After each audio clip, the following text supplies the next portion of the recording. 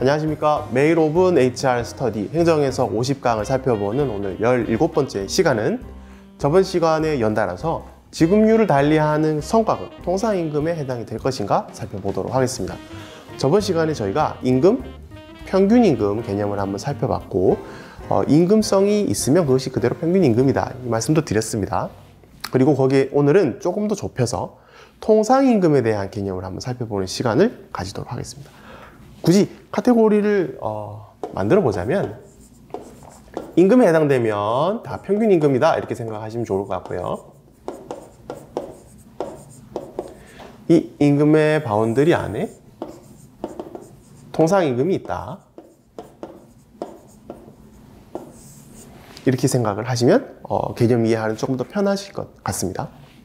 사실 임금은 하나고 계산 방법이 다른 것 뿐이지만 굳이 크기를 나눠보자면 이렇게 해당이 된다고 개념을 잡고 질의회시의 내용을 보시면 이해하기가 편하실 것 같습니다. 지급률을 달리하는 성과급 통상임금인가 16강에서 질의했던 그 질의회시 내용에 똑같은 질문이었습니다. 그래서 생각이 안 나실 수 있으니까 다시 한번 보시죠. 개인급여와 상관없이 이러한 돈들이 나가는 회사였습니다. 특별상여금이나 연말에 지급률이 달라지는 성과급이 나가는 회사였습니다. 그래서 오늘은 요 성과급이죠. 연말에 지급을 할 수도 있고 안 할 수도 있고 지급률이 달라질 수도 있는 경영진의 의사 판단에 의해서 나가는 그 돈이 과연 임금인가요? 그리고 통상임금인가요? 이 질의를 했습니다.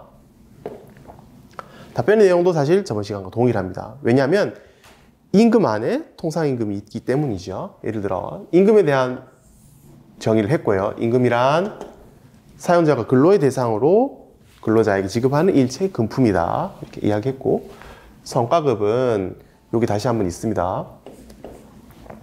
지급 여부가 정확하게 규정된 바가 없고 지급할지 말지, 얼마나 지급할지, 언제 지급할지 등등이 대표의 자의적인 판단에 의해서 결정이 됐었기 때문에 이것은 임금이 아니다 이렇게 저번 시간에 살펴봤었죠. 즉 임금이 아니면 당연히 통상임금이 아니게 됩니다. 말씀드렸지만 임금에 해당이 되어야 통상임금일 수 있기 때문입니다.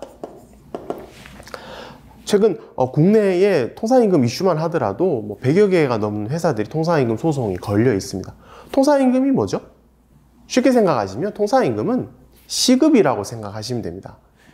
시급이 10,000원입니다 이렇게 생각하시면 그 10,000원이 바로 통상임금이 되고, 통상임금을 통해서 가장 대표적으로 사용하는 것이 연장 야간 휴일 근로의 가산임금을 계산하는 기준이 되는 겁니다.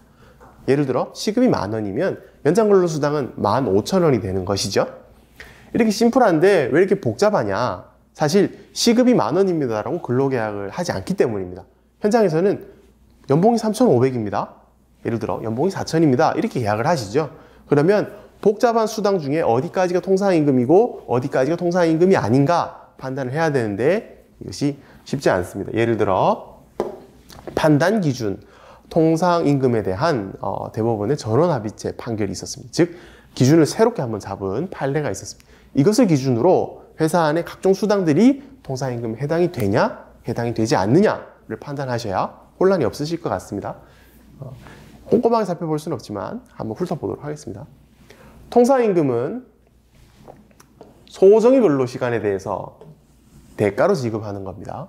즉 소정근로, 제가 9시부터 6시까지 근무하기로 한 그 소정근로에 대한 대가로 지급하는 것이 통상임금입니다. 연장근로를 하고 받는 건 통상임금이 아니겠네요. 소정근로의 대가로 받는 거고 정기적, 일률적, 고정적으로 지급되는 금품이어야 됩니다. 그래서 여기 고정적인 이 부분이 사실 현장에서 많이 문제가 되는데 이 부분만 다시 한번 따로 떼서 보시면, 고정적인 임금이라는 것은 명칭에 상관없이 오늘 예를 들어 일을 했다면 내일 퇴사한다고 하더라도 그 돈이 확정적으로 받을 수 있다라고 하는 그 임금이어야 됩니다. 예를 들어 오늘 일을 했으면 내일 얼마가 나오는지 명확하게 알 수 있어야 된다는 거죠. 시급이 10,000원인 근로자가 오늘 8시간 일을 하고 내일 퇴사를 한다면 내일 80,000원을 받을 수 있다는 말입니다. 여기에서 현장에서는 재직을 언제까지 해야 받을 수 있다, 혹은 근무 일수를 어느 정도 채워야 받을 수가 있다.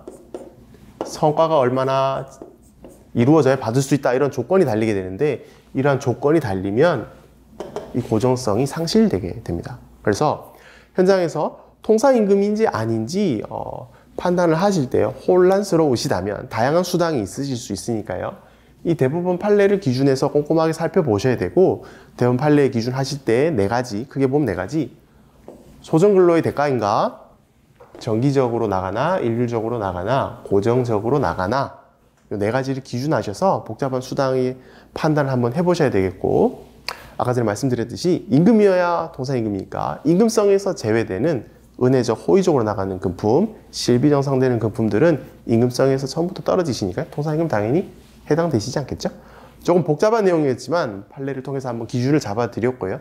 현장에서 다양한 이슈가 생기시면 편하게 질의를 주시면 답변을 드릴 수 있는 시간도 한번 따로 만들어 볼 수 있도록 하겠습니다. 오늘 17강 강의 이것으로 마치도록 하겠습니다. 감사합니다.